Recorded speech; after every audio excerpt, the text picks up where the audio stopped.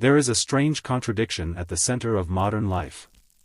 We are more supported than any generation before us. More connected. More informed. More reassured. And yet, beneath all of it, something feels fragile. People hesitate longer before making decisions. They doubt themselves more deeply. They recover more slowly from stress. They feel overwhelmed by problems their grandparents would have simply endured. This isn't because people today are lazy, or unintelligent, or broken. It's because the relationship between support and strength has quietly changed. And most of us never noticed when it happened. We are told, constantly, that support is an unquestionable good. If you're struggling, you should reach out. If you're unsure, you should ask. If you're uncomfortable, something is wrong. If you're overwhelmed, you need help. And sometimes, that's true. But there is a difference, an important one, between support that stabilizes and support that replaces. One builds strength. The other quietly dissolves it. In older societies, support was scarce. Not because people were cruel, but because life demanded competence. If you didn't learn to regulate yourself, no one would do it for you. If you didn't learn to endure discomfort, it didn't disappear. If you didn't develop judgment, consequences arrived quickly. Support existed, but it was limited, conditional, and temporary. You were expected to stand again. Modern support systems are different. They are constant, accessible, immediate, and most importantly, they are designed to remove pressure, not prepare you for it. That single design choice changes everything. Pressure is uncomfortable. But pressure is also instructive. It forces adaptation. It sharpens perception. It teaches you what matters and what doesn't. When pressure is removed too early, or too often, development stalls. You don't fail dramatically. You simply never fully harden. This is the hidden trade-off of modern support. Comfort increases. Capacity quietly declines. Consider how decisions are made now. A choice is rarely faced alone. There are opinions to consult. Articles to read. Videos to watch. Communities to ask. Experts to interpret your feelings for you. Before acting, many people seek reassurance, not clarity. They want to know. Is this okay? Is this normal? Will this make me anxious? What do other people think? The question is no longer, what do I judge to be right? It's, what will protect me from discomfort? Over time, this changes how the mind works. Self-trust is not built through explanation. It's built through exposure. You decide. You act.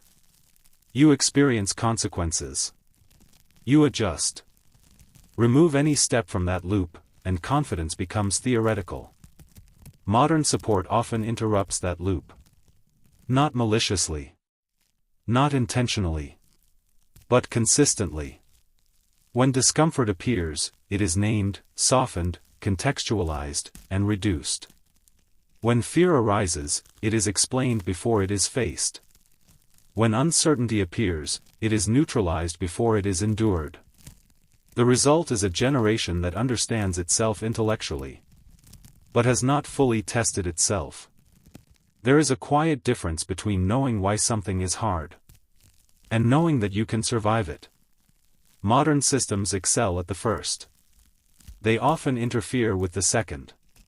This is why so many people feel paradoxically weaker despite being helped. They are supported, but not strengthened. Support becomes a substitute for internal structure. Reassurance replaces judgment. Validation replaces conviction. Guidance replaces agency. Eventually, the individual no longer trusts their own responses. They look outward first. This is not resilience. It is dependence wearing the mask of care. Dependence feels safe. It reduces responsibility. It diffuses blame. It shares emotional load. And in moments of real crisis, it can be life-saving. But when dependence becomes the default state, when it extends into everyday life, it reshapes identity. A person who always has emotional handrails never learns to balance. A person who is always rescued from uncertainty never learns to navigate. A person who is always supported never fully discovers what they can withstand. This is why isolation now feels terrifying. Not because isolation is new, but because our tolerance for it has collapsed. Solitude used to be a training ground. A place where thoughts clarified, values sharpened, strategies formed. Now, solitude is framed as a warning sign. Something to escape. Something to fix. But solitude is not the enemy. Unprocessed solitude is. When you are alone, there is no audience. No one to reassure you. No one to interpret your emotions. No one to redirect responsibility. This is uncomfortable. And that discomfort has a function. It forces you to encounter yourself without filters. Many people avoid this encounter indefinitely. They surround themselves with noise, advice, connection, commentary. Not because they are weak, but because they have never been trained to be alone without collapsing inward. Modern support systems often prevent that training. They step in too early. They assume fragility where resilience could have formed. This creates a strange outcome. People become highly emotionally literate, but psychologically brittle. They can name every feeling, but struggle to carry them. There is also a moral framing at work. Needing help is treated as virtue. Needing no one is treated as pathology. Self-reliance is often mischaracterized as coldness. Independence is confused with emotional suppression. But these are not the same things. There is a version of independence that is harsh and disconnected. And there is a version that is calm, grounded, and internally stable. The difference is not empathy. It is ownership. Ownership of decisions. Ownership of emotions. Ownership of consequences. Modern systems often dilute ownership in the name of comfort. Consider how failure is handled. Failure used to be a teacher. Now it is often reframed immediately. Explained away. Softened. Normalized. Again, sometimes this is necessary. But when failure is never allowed to fully register, its lesson never embeds. Pain that is rushed through does not transform. It lingers. This is why so many people feel stalled. They have insight without momentum. Understanding without conviction. Awareness without authority over their own lives. There is a phrase Machiavelli used that unsettles people. Not because it is cruel, but because it is honest. He warned that dependence is a form of vulnerability. Not emotionally. Strategically. If you need something to act, that thing has power over you. If you need approval to decide, approval governs you.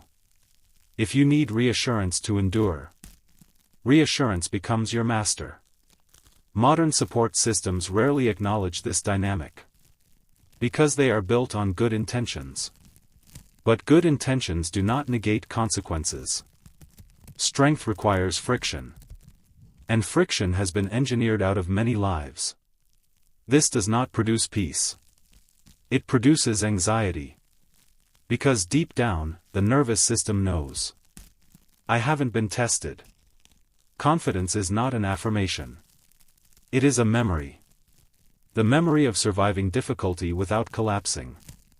The memory of acting without permission. The memory of standing when no one intervened. Without those memories, reassurance must be repeated endlessly. And it never fully works. This is why encouragement feels addictive. Why validation fades quickly. Why people need to be reminded they are capable, instead of knowing it. The tragedy is not that support exists. The tragedy is that it stays too long. Healthy support stabilizes, then steps back. Modern support often remains indefinitely. Hovering. Intervening. Explaining. Protecting. The result is a self that never fully closes its own circuits. Always waiting. Always checking. Always deferring. There is a moment, quiet, uncomfortable, often avoided, when support must withdraw, for strength to emerge. Most people never reach that moment voluntarily. They are shielded from it, until life forces it. And when it does, the shock is overwhelming. This is why adulthood now feels delayed. Not because people are immature, but because the conditions that once forged maturity are postponed or removed. Maturity is not kindness. It is capacity. The ability to carry discomfort without outsourcing it. The ability to decide without consensus. The ability to endure solitude without disintegrating. None of this means rejecting help entirely. That is another illusion. Total isolation is not strength. It is deprivation. The issue is timing. Support must arrive late enough for adaptation to occur. Think of a muscle. If it is never loaded, it atrophies. If it is overloaded too early, it tears. Strength is built in the narrow band between. Modern systems err toward protection. They assume vulnerability first. And in doing so, they sometimes create it. There is a quiet cost to being endlessly supported. You never discover who you are without it. Many people sense this intuitively. They feel ashamed of their dependence, but can't name why. They feel unprepared for pressure, but don't know how to train. They feel resentful toward the very systems meant to help them. What they are feeling is not ingratitude. It is instinct. The instinct that says, I need to stand on my own, at least sometimes, to become solid. Solitude is not punishment. It is calibration. When you remove noise, something emerges. Your own rhythm. Your own judgment. Your own standards. At first, this feels unsettling. Then clarifying. Then stabilizing.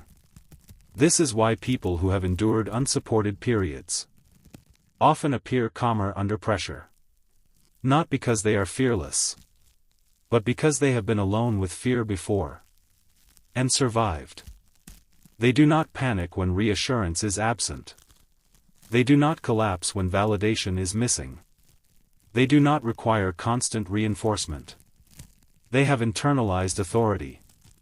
That authority cannot be given. It can only be earned. Modern support systems are very good at care. They are less good at withdrawal. But withdrawal is not abandonment. It is trust. Trust that the individual can carry more than they think. Trust that discomfort will teach what explanation cannot. Trust that strength will emerge if space is allowed. The uncomfortable truth is this. Some forms of help feel compassionate, but quietly delay growth.